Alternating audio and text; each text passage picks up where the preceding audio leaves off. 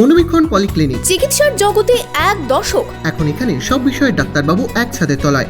Phone করুন 7477999515 এই নম্বরে।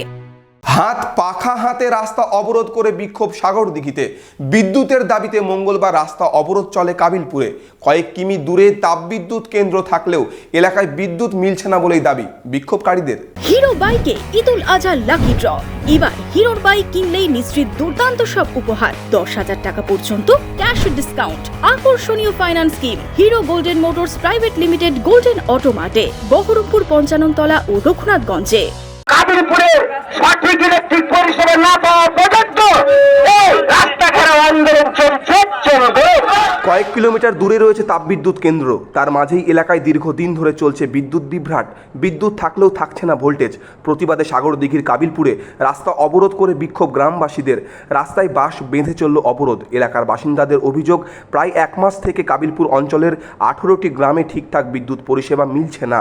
বিশেষত সাহেবনগর, নতুনপাড়া, চর কাবিলপুর, অমৃতপুর গ্রামে সমস্যা সব থেকে বেশি।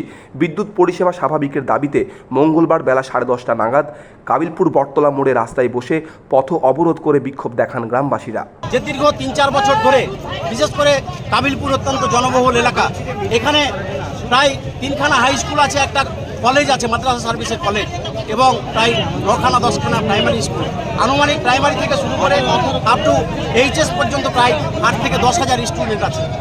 এবং সর্বোপরি বাড়ির যে কচিকাচি বাচ্চারা এবং আমাদের বৃদ্ধ বাবা মারা, এই অতিরিক্ত হিটওয়েভে গোটা পৃথিবী জুড়ে যে প্রকৃতি আমাদের সঙ্গে যে কষ্ট দিচ্ছে, আমাদেরকে হিটওয়েভ চলছে, সেই হিটওয়েভ থেকে বাঁচার একমাত্র অবলম্বন ইলেকট্রিক, সঠিকভাবে ইলেকট্রিক পরিষেবা। কিন্তু আমরা দীর্ঘদিন ধরে দেখছি এখানকার কাবিলপুরের, বিশেষ করে সাহেবনগরের ইলেকট্রিক পরিষেবা সব সময়ের জন্য ব্যাহত থাকছে। মাঝে মধ্যেই থাকছে না বিদ্যুৎ। গরমে এর জেরে নাজেহাল হতে হচ্ছে ছোট থেকে বড় সকলকেই। বিদ্যুৎ দপ্তরে জানিয়েও সুরাহা না মেলায় এদিন দীর্ঘক্ষণ ধরে চলে রাস্তা অবরোধ। আজকে আমরা এখানে শান্তিপূর্ণভাবে বসে আছি, একটা সময় কিন্তু আগুন জ্বলবে। তাই হুমকি দিয়েই বলছি, হ্যাঁ আমি হুমকি দিয়ে বলছি, আমরা হুমকি দিয়ে বলছি যে সমস্যার সমাধান না হলে আপনার বাড়ি ইলেকট্রিকটা গিয়ে কেটে দেবো। কেমন লাগে আপনাকে বোঝাবো, আপনার বাড়ি ইলেকট্রিক গিয়ে কাটবো, আপনার বাড়ির সামনে ধর্ণা দেবো। আপনার বাড়ির সামনে ইলেকট্রিক কেটে গিয়ে কেমন লাগে, আপনার বাচ্চা, আপনার বউ কেমন, আপনার বাড়ির ফ্রিজ চলছে কিনা দেখবো। এই বিষয়গুলো কিন্তু আমরা স্টেপ নেব। তাই আন্দোলনকে বৃহত্তর হতে বাধ্য করবেন না। প্রত্যেককে বলছি, আন্দোলনকে বৃহত্তর হতে বাধ্য করবেন না।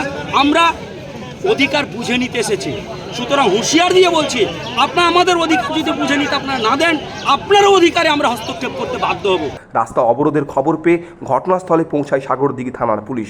বিক্ষোভকারীদের সাথে কথা বলেন তারা। সমস্যা সমাধানের আশ্বাসে অবরোধ তুলে নেওয়া হয়।